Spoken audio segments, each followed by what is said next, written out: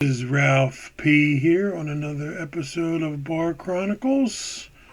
Today's episode is about labor costs. So in the restaurant business, you have the front of the house and the back of the house. The front of the house is your servers and bartenders and busboys, and the back of the house is your cooks, your dishwashers, and your porters, anybody who works in the kitchen. And then you have your management.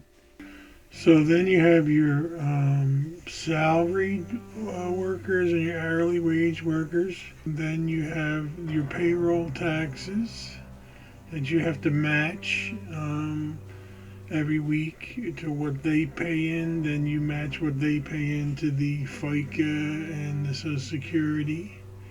You have benefits like health insurance if you're offering it, which you might have to participate some money into.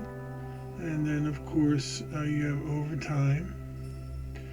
But the biggest expense that I feel is the training and onboarding expense, because what happens a lot of times is you'll spend hundreds, if not thousands of dollars training somebody, and then one day they might just walk out, or one day they might just tell you, I got the job across the street or down the block, and I'm giving my 1 week notice,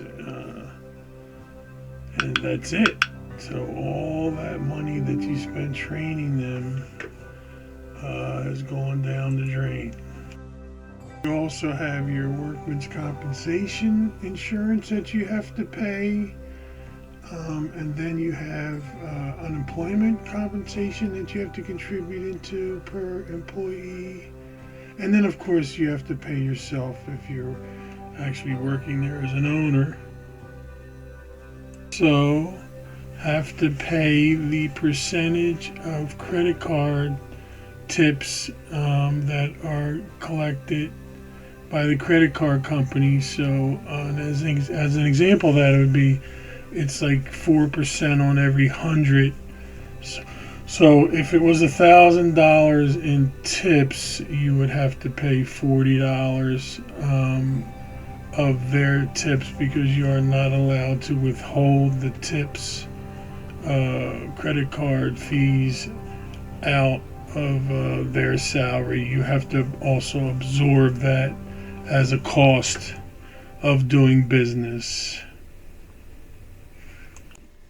So in some states you are not allowed to charge them for uniforms. That's why you see a lot of places not wearing uniforms these days, because the cost is just another cost, I would say. So they don't require uniforms, but the ones that do have to supply the uniforms usually. So you would have to supply a lot of the cook's attire. You'd have to buy it and then either they could wash it on their own, or you would wash it for them and replace it whenever it's worn out. That's also another expense. You also have to have an employee handbook for every employee, telling them the rules in case there is some discrepancy with the government, or some government agent comes in. The first thing they will ask you is if you have an employee handbook.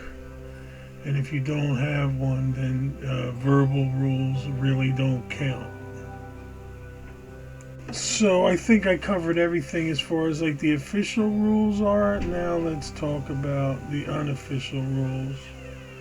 Many small operators pay their employees under the table as a way to evade the taxes, the payroll taxes, and other things that they have to pay, like the workman's comp and the unemployment compensation fees. or they partially pay their employees half on the books and half on the books. It was a pretty common practice when I was in business 8 years ago, and I don't think it's really stopped that much. But the downside of that is that if you get caught doing it, the penalties can be pretty severe. But most of the time, these small operators are working on such thin margins that they're trying to do anything to save money, and they're pretty much forced into that type of situation. I would also include employee theft into that equation. And there is just outright theft where they steal something through a number of different ways, either giving it away, over portions. You give 10, 20 wings and they only pay for 10, and just outright stealing of the product before it's prepared, like meats and cheeses and seafood. Either putting it in the trash for one of their buddies or associates to pick out, or just putting it in a backpack when maybe management is distracted, or very well management could be part of the theft also.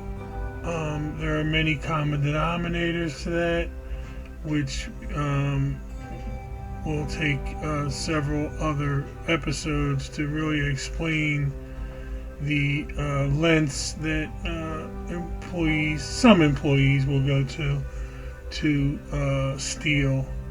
And I just want to make this clear that not all employees are like that, but it only takes one to really wreak havoc on a restaurant bar situation. And as always, every day that you wake up, you never know what angle a situation's going to come at you when you're in the restaurant business. And usually, 100% of the time, every day is a crisis. This is Ralph P. here. Stay safe. Thanks.